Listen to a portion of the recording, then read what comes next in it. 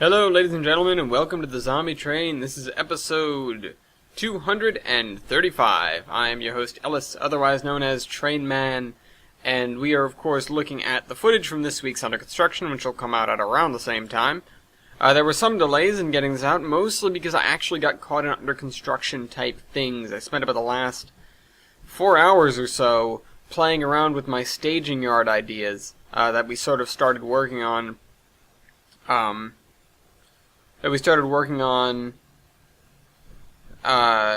the video, at the end of the video. So, anyways,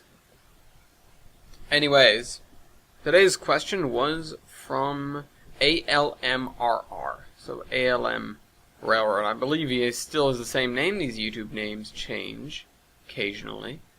Actually, no, it's different.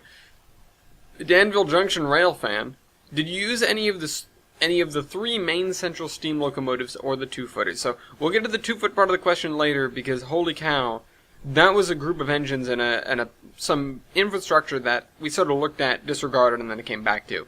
But the main central steamers, and I actually had to look up where they were, because I thought that the poster was confused when in fact I was confused. The main central engines, despite being all marked as such, I had sort of disregarded in my head, because two of them are not in Maine. There is one that I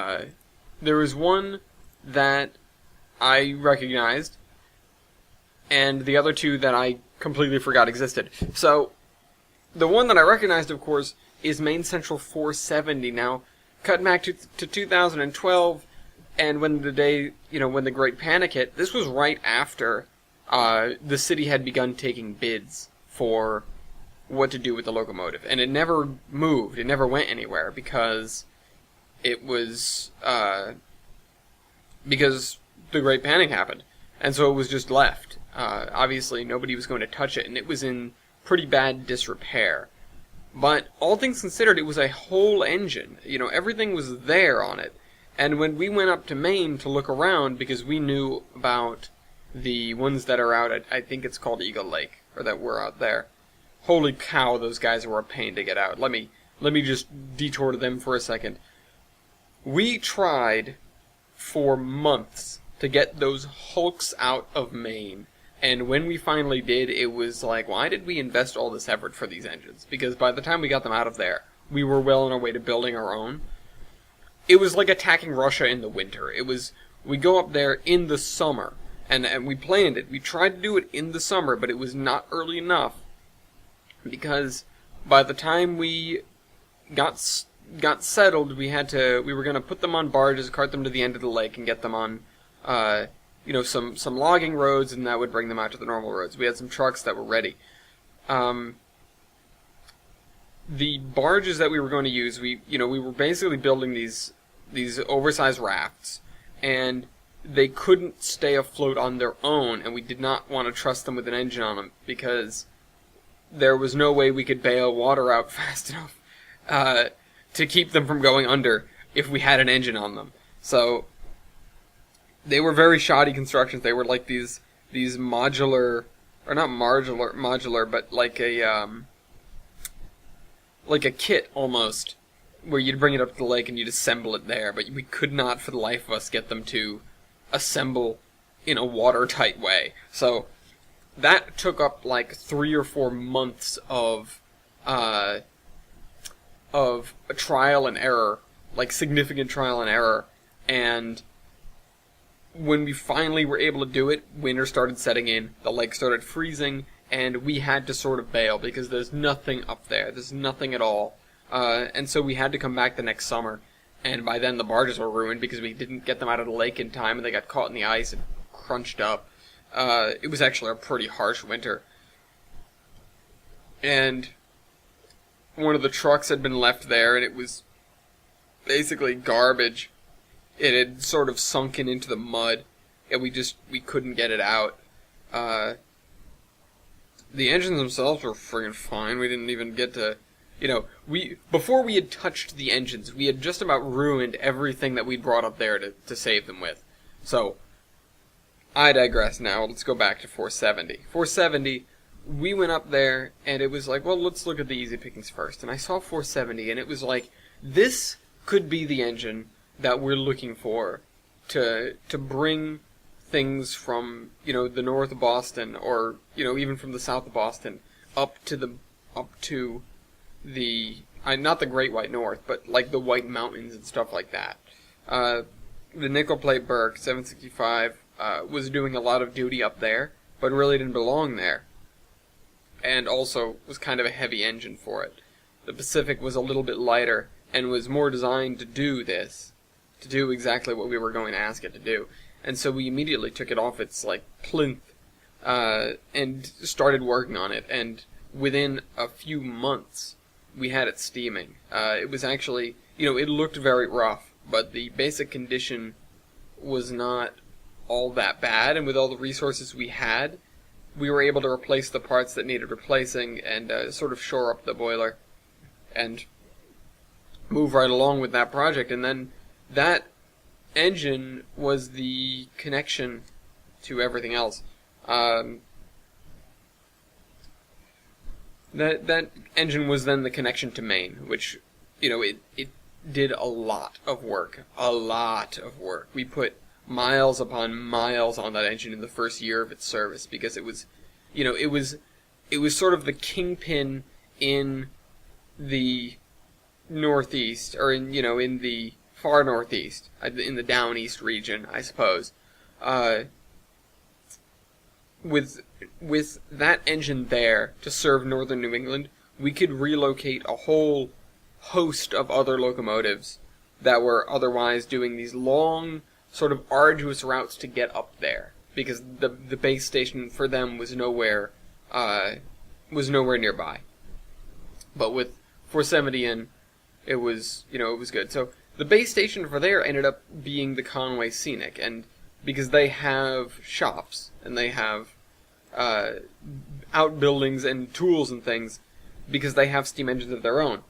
Now, when we went over there, because we knew that they had steam engines, also we did go to the COG, because they do, they were big on steam engines, but the COG never really stopped running. Once we got there, we realized that, hey, there's a consolidation here that we can use to supplement 470. The consolidation was in the middle of a rebuild. It had been started and hadn't been finished, so we picked that up, and that was next in the shop after 470, and that was out a little bit longer of a time because the urgency wasn't there. But then we had 470 going to Down East Maine, and 501 staying in the sort of Crawford Notch region and doing those trains up and down. So that was very good. And I had, again, because I found that, because we stumbled upon that engine when we went to North Conway in New Hampshire, I had sort of forgotten that it was a main central engine. And now and that brings me to the third main central engine, which I forgot had, which I didn't realize had existed originally. When we cased Steamtown, and, not the first time we went, not when we got 3254 the first time, but when we went back, and we did go back a couple of times to sort of clear out that area. Steamtown has an incredibly, incredibly capable shop, but we were not in a position to clear the Scranton and Wilkes-Barre area, because that whole area is a valley, it just attracts zombies, because they get in and can't leave.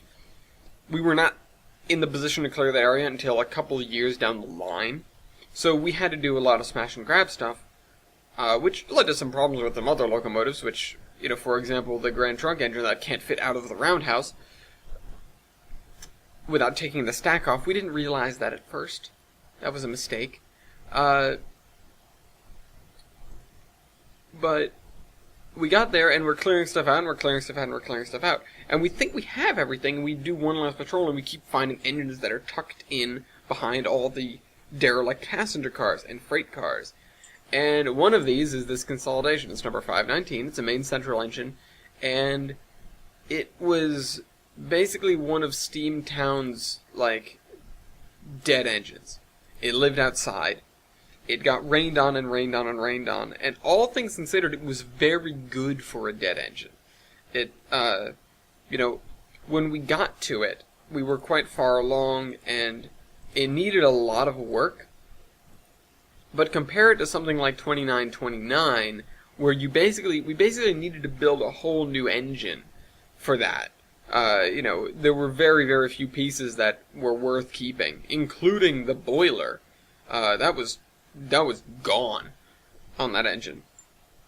And, and seeing all these dead engines that we were pulling out, again, 2929, 3377, there's like a mogul or a 10-wheeler out there that we had to drag out. There's also the snowplow, which I don't even need to get into the saga of the snowplow, because that was like, oh, let's just move it and everything breaks. But we got this engine out and was like, oh, look, here's another dead one, better send it off to the shops, it'll be there for a year. And it was okay. Like, it was not nearly as bad as some of the other engines. The biggest problems that we had with it was we could not find, for the life of us, where the rest of the parts were. Now, it's missing rods, it's missing compressors, and stuff like that, and we don't have any idea what the engine is supposed to be like, except for 501, and 501 is the same class, but at this point in time, we hadn't really worked on 501 yet. And so, because Steamtown was sort of the first place to go, because we'd been there before. And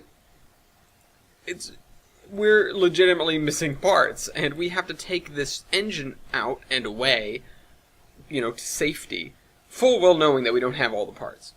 And then we get to play, and this is why this engine took so long, and why I forgot about it, because it sat at the back of shops forever, while people tried to basically build a puzzle where they didn't have all the pieces. And they also didn't know what those pieces looked like. Once we got to 501, and, we got to the Conway Scenic, and they had everything, that's when we sort of realized, oh, okay, this is what we need to manufacture, this doesn't belong here, this, that, and the other thing. It's, it kind of struck us all at once when we noticed what was going on. Or, when we got to 501. So, yeah, to say that it was simple is, to say that it was in good condition would be true. To say that it was easy to fix because of that condition is not true at all. It was the good condition that made us go, oh, let's prioritize this, and then it became a sort of block. It became such a block to many other things getting done. I don't remember the precise state of 501 when we got there, but I just remember being able to go and get all of the parts together. And then, again, because it didn't get its restoration finished, it was its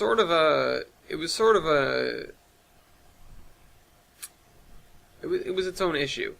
It was as if they had begun the restoration, and then given up on the restoration, and left the engine with some of its parts.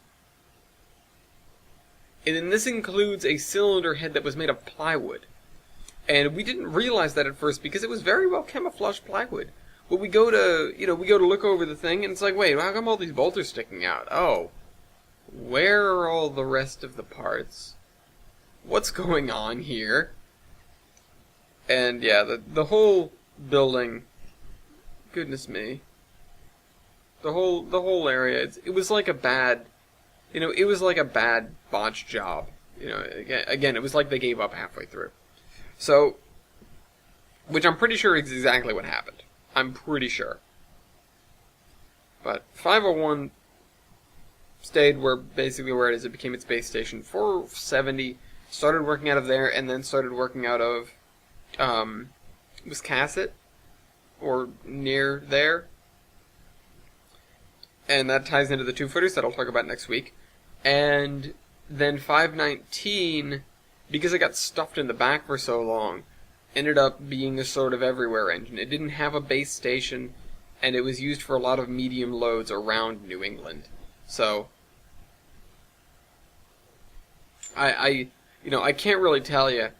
I can't really be exact with how everything, with how they ended up, but at least I can remember now. Now looking at them, all of the little nuances with them.